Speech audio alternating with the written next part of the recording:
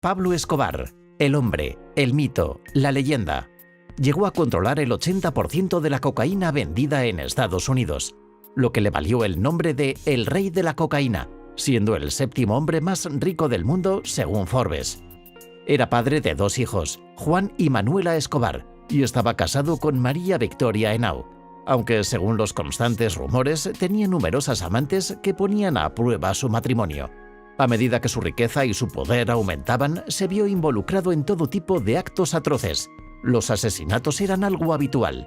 Incluso era lo suficientemente poderoso como para tener conexiones en el gobierno colombiano. El 2 de diciembre de 1993, Escobar fue abatido en un tiroteo contra una fuerza policial de élite creada específicamente para acabar con él.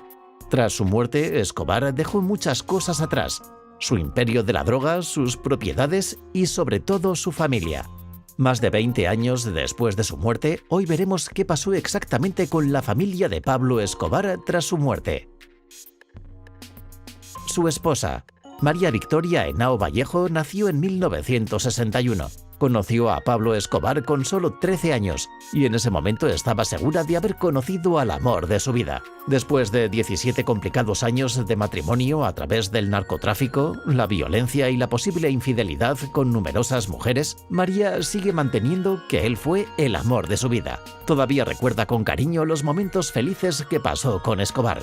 Las cosas no siempre fueron tan felices. Se complicaron cuando ella descubrió la verdadera naturaleza del trabajo de su marido y no estaba muy interesada en ser su compañera de fatigas. Pero su pasión por él ardía lo suficiente como para iniciar una vida con él al margen de la ley. Tras la muerte de Escobar, no le resultó muy difícil renunciar al increíblemente lucrativo puesto de jefa del imperio de la droga de Escobar. En su lugar, María optó por una vida tranquila con el resto de su familia y posteriormente huyó de su país con sus 2 hijos. Pero ni siquiera eso fue fácil, ya que al parecer se le denegó el asilo y al principio intentó huir a Mozambique, Brasil y Alemania, antes de ser aceptada finalmente en Argentina como turista. Entonces cambió su nombre de María Victoria Henao Vallejo a María Isabel Santos Caballero, lo que le permitió a ella y a su familia vivir en paz durante unos años, hasta 1999. Las autoridades descubrieron que María Isabel Santos era en realidad María Victoria Henao, la esposa del famoso Pablo Escobar, lo que llevó a su detención por blanqueo de capitales en el año 2000.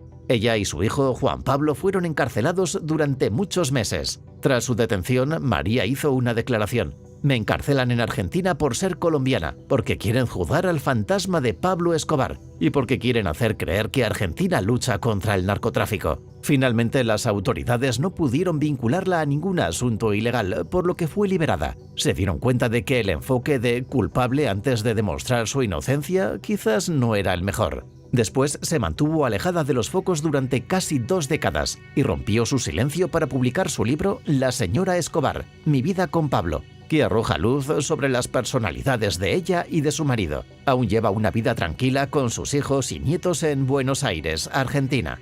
Su hijo, Juan Pablo Escobar, nacido en 1977, cambió su nombre al igual que su madre por el de Sebastián Marroquín al llegar a Argentina. Ahora es arquitecto, diseñador, conferenciante y autor, y ha hablado mucho de su padre, por lo que su cambio de nombre es algo discutible.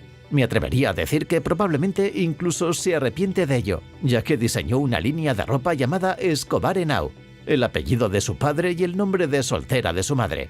La línea de ropa Escobar Henao lleva incluso el rostro de Pablo Escobar impreso en tejidos orgánicos, tanto en vaqueros como en camisetas. La empresa, según él, pretende cambiar la visión de la familia a algo más positivo y pacífico. Sebastián siempre ha sido franco en asuntos relacionados con su padre y su familia. Se opuso a un artículo de Forbes que cifraba la fortuna de su familia en $3.000 millones, afirmando que causaba un gran daño a su familia. Este artículo provocó el chantaje y el secuestro de múltiples parientes, incluido él mismo, que escapó a más de 9 intentos de secuestro.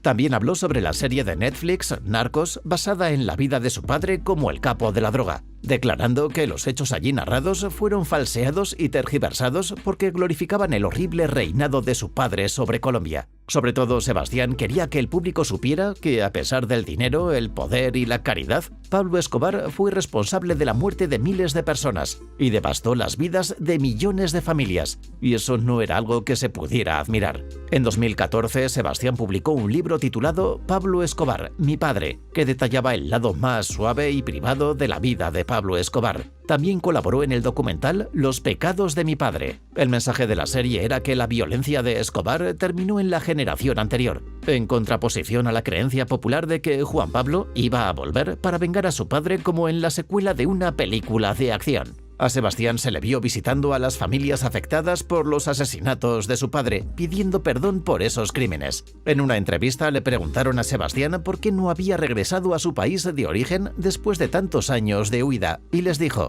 Sebastián Marroquín sigue hablando abiertamente de su padre, no para pulir su mito, sino para buscar la paz y la reconciliación, pidiendo abiertamente perdón en nombre de su padre.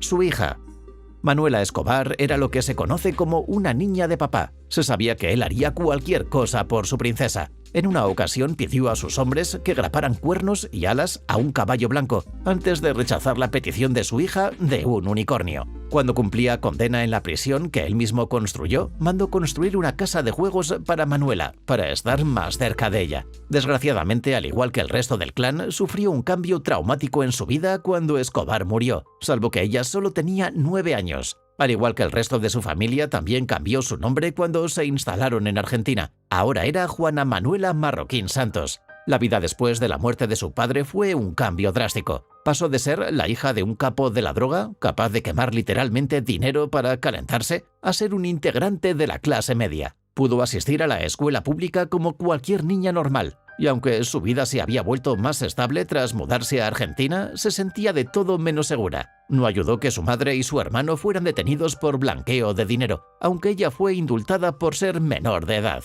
Aunque no ha sido acusada ni asociada a ningún delito en toda su vida, sigue viviendo con el miedo constante de ser perseguida o de perder a su familia por los delitos de su padre. Esto la ha llevado a llevar una vida de lo más recluida, especialmente en comparación con su madre y su hermano, optando por alejarse de los medios de comunicación y distanciarse del pasado de su familia. Hay muy poca información sobre Manuela, pero sabemos que se licenció en Relaciones Públicas, por muy irónico que sea. También se rumorea que podría tener un hijo, aunque son solo esos rumores. Su silencio es por su propio bien, con la creciente paranoia y el miedo a ser perseguida o a perder a su familia. Se dice que ha intentado suicidarse y que ha caído en múltiples ataques de depresión. En una entrevista, Sebastián comentó que Manuela está recibiendo tratamiento psicológico.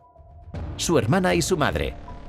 La madre de Pablo Escobar, Emilda de los Dolores Gaviria, fue una ardua defensora de su hijo hasta su muerte, a la edad de 89 años, 13 años después de la muerte de su hijo, en la misma comunidad de Medellín donde su hijo fue asesinado. No se sabe demasiado de Hermilda, pero sí que aunque su hijo controlaba el mayor tráfico de cocaína del mundo y era responsable de la muerte de miles de personas, siempre se negó a verlo como un criminal. Puede que la hermana de Pablo, Luz María Escobar, no se dedique a las entrevistas ni escriba muchos libros, pero ha intentado enmendar las acciones de su hermano tras su muerte.